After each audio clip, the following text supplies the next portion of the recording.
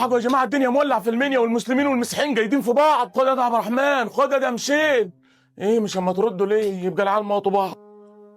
اهم ايه يا ده انت هو الدراعات اللي ماسكينها دي قاعدين تلعبوا بلاي ستيشن؟ انتوا يا ده انت هو عدم المسؤوليه اللي انتوا فيها دي. انتوا مش عارفين ان في فتنه؟ اللي ما شاف حد معور التاني ولا حد فيه بشله ولا حد حتى تافف على صاحبه طلعته الانذار. ده انت ناقص تقول لي عملت فاول معاه. يلا يا ده انت هو من هنا، يا ده انتوا عيال هايفين. خدوا بقى اللي حصل في المنيا من واحد قاعد في المنيا. ما انا من المنيا. تعالوا احكي لكم الحدوته من طقطق لسلام عليكم عشان ندي الموضوع حجمه، لا نكبره قوي ولا نصغره. اللي حصل يا اخوات العمده ان في قريه نزله الجلف التابعه لمركز بني مزار التابع لمحافظه المنيا، شاب مسيحي نار الحب ولعت في قلبه وضاقت به الدنيا، فساب 2 مليار و300 مليون مسيحي في العالم وراح حب واحده مسلمه عنده في القريه، فاكر نفسه عايش في تايتانيك عامل لي فيها جاك وروز. واحد يقول لي يا عمده هيعمل ايه في قلبه؟ الحب اعمى. اقول له اعمى يا حبيبي، ده مش عندنا في الصعيد. المهم الخبر انتشر في القريه، طبعا القريه كلها قد كده، الدنيا ولعت يا باشا وقاموا الناس على بعض وحصلت العركه وقامت مشكله بين المسلمين واخواتهم المسيحيين. قام العمده بتاع البلد راح جايب الطرفين وعامل جلسه عرفيه كما هو متعارف عليه من عادات وتقاليد موروثه في القريه، وراحوا حاكمين على الواد وبيته ان هم يسيبوا البلد خالص. ايوه ازاي يا عمده يعني يسيبوا البلد؟ اقول لك ما هو ده طبقا لحكم مماثل في جلسه عرفيه في نفس البلد. ايوه يعني ايه يا عمده المماثل ده اللي انت ما تقوله؟ اقول لك ان في نفس البلد دي برضه من فتره في واد حب بنت، ولكن العكس، الواد كان مسلم والبنت كانت مسيحيه. لا ده انتوا بلد رومانسيه جوه على كده، ولا ارض الجلف مش نازله الجلف. المهم عشان ما تاخدناش الافيهات، حكموا على الواد ده نفس الحكم برضه هو وبيته يسيبوا البلد. يعني من الاخر كده اللي اتعمل مع الواد المسيحي هو اللي اتعمل مع الواد المسلم، الاثنين اتحكم عليهم ان هم يسيبوا القريه. اصل انتوا يا بتوع بحر مش عارفين يعني ايه واحد يبقى ماشي في القريه وشايف الواد اللي كان ماشي مع اخته كده ماشي جنبه، الدم هينط في عروقهم يموتوا بعض. ايوه يا عمده يعني انت راضي بالكلام ده وبالجلسات العرفيه دي وبالاحكام دي؟ اقول لك لا طبعا، الجلسات العرفيه دي مش قانونيه ومنافيه ومخالفه للدستور ولازم تتواجه بقوه القانون، لكن ده مش هيحصل في يوم وليله. احنا عندنا عادات كتير متوارثه غلط لازم نتخلص منها. الاهم من ده كله ان احنا دلوقتي مش عايزين نمشي ورا الناس اللي عايزه تخرب البلد. في جهل عندنا في مصر، ايوه فيه، ولازم نواجهه بعقول مستنيره. المهم دلوقتي ان احنا مش عايزين نمشي ورا الناس اللي عايزه تخرب البلد وتنفخ في النار. هي الاحداث دي نسبتها قد ايه؟ دي في قريه جوه مركز جوه محافظه، فما يطلعليش بقى المصريين اللي قاعدين بره ومش دريانين بينا والناس اللي قاعدين اللي على السوشيال ميديا يحسسون ان مصر كلها اما تولع او حتى المنيا اما تولع. وخصوصا ان الفتره دي احنا كمصريين كلنا متلاحمين ومتماسكين وحاسين بالخطر اللي بيواجه البلد، واقفين كلنا ورا جيشنا وورا قيادتنا السياسيه وورا اجهزه الدوله ضد الكلاب اللي بتهووا على مصر. فخليكوا واعيين وصاحيين، ما تخلوش حد يجي يهدلكوا كل ده عشان حالات فرديه.